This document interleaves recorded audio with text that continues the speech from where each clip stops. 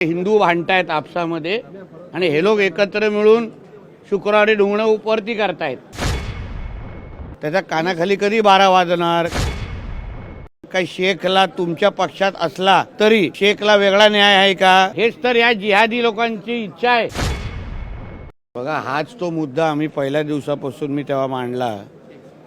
तुम्ही अन्य लोकांवर, गरीब हिंदूंवर सक्ती करता, पण कोण शेख हा तुमच्याच पक्षाचा आहे त्याला कधी कानफोडा होणार?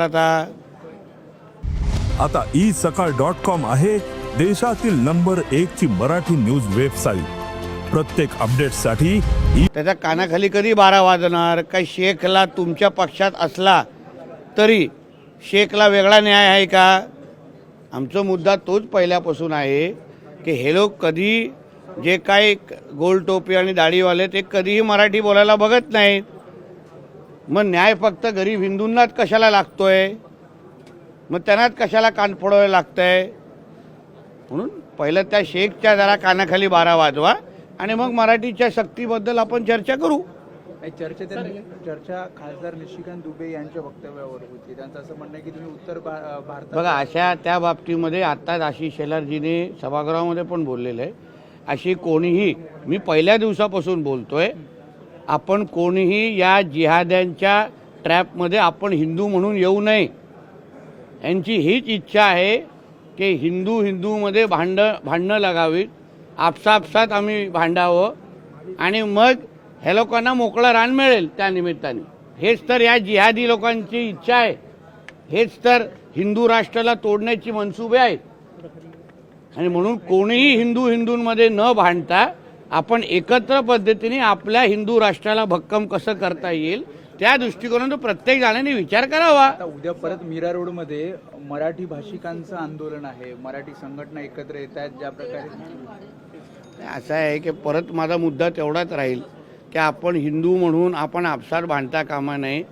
हे जिहाद्यांच्या पोटात गुडगुड्या होत असतील ते लोक मोहम्मद अली रोड, बहरामपाडा, तिथे सगळे शीरखोरम्याच्या पार्ट्या चालू झालेल्या आहेत। कारण का पोटात गुदगुद्या होत आहेत की हिंदू भांडतायत आपसामध्ये आणि हे लोक एकत्र मिळून शुक्रवारी ढुंगणं उपरती करतायत। भांडतो आपण आहे, भांडते हिंदू आहेत। म्हणून ह्या बाबतीमध्ये सगळ्याच हिंदू समाजाने विचार करावा। आपण उगाच इस्लाम राष्ट्राला वाढवण्यासाठी आपण खतपाणी टाकू नये, एवढी विनंती मी सगळ्यात समस्त हिंदू समाजाला करेन। सर, हिंदी में बता दीजिए, ये जो एमएनएस वाला पूरा मैटर है उसको आप किस है एक बार वापस ऐसी घटना। देखिए, पहले दिन से मैं वही बोल रहा हूँ कि शेख ये कोई भी पार्टी में हो, उसके मुंह से कभी भी मराठी नहीं निकलेगी। वो उर्दू में ही बात करेगा। तो फिर हम सिर्फ गरीब हिंदुओं को क्यों मार रहे हैं? फिर आज वो एमएनएस पार्टी में रहने के बावजूद अगर उसके मुंह से अगर मराठी निकलती नहीं रहेगी तो फिर उसका वीडियो कब बाहर निकलेगा? कब हमको देखने मिलेगा? क्या फिर सिर्फ गरीब हिंदुओं को ऊपर ही ये सब हाथ उठा के दादागिरी की जाती है? निशिकांत दुबे के स्टेटमेंट को आप किस तरह से देखते हैं? क्या वो बैकफुट पे? वापिस बोल रहा हूँ, कोई भी हमारे इस हिंदू राष्ट्र को तोड़ने का जो कोई कार्यक्रम चालू है, भाषा में वाद लगा के उसमें कोई भी उनको प्रोत्साहन नहीं देना चाहिए। फिर उत्तर भारतीय हो, बिहारी हो, महाराष्ट्र हो, कोई भी हो, हम सब हिंदू है पहले और उसके बाद ये सब जाति और ये सब गिना जाता है, भाषा गिना जाता है।